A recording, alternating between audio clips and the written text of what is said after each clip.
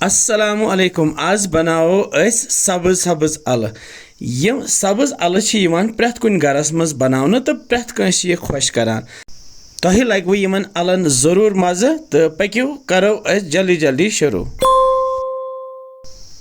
गोनेथी जोल मे गैस पे थो मे यह ताय मज त्रो अस तिलस क्रेंड चुस बह मज फल तेल करान इस्तेमाल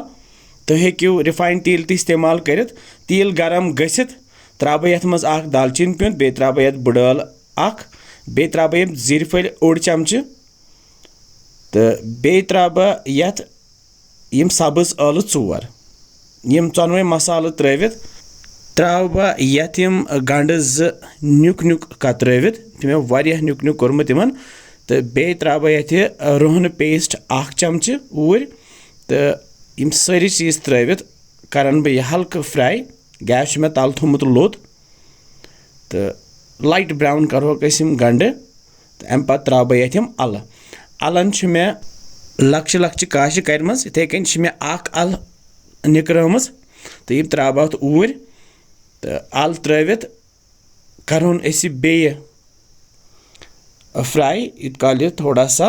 लाइट ब्राउन ही गसन तल मे गैस थोमुत लोतई तो लतिस पे करोक तैयार वन तैयार यह त्रा बह 5-6 नील मरचवांगन नुक नुक कर बे त्रा बह ये शोंठ पाउडर ओड चमच ड्राई जिंजर पाउडर बे त्रा बह यह दानवल पाउडर चमच बे त्रा बह लेदर चमच बे त्रा बह बदियान पाउडर चमच यम सारी मसाल त्रित रलावो असल पे तो करोन अकिस मिनटस हल्क फ्राई गैस मे तल लोतई थोमुत वन त्रा बह यथ आबस 2 कप बड़ तो यह गोस दयम कप बस ज़्यादा आब त्रावन कह तो रलावन बे गैस थोस हाई फ्लेम पे यूत काल यथ वन ग्रेख ग्रेख यित त्रा बह यथ पे वन यह होच मीथ थोड़ा सा अम सत मज़ा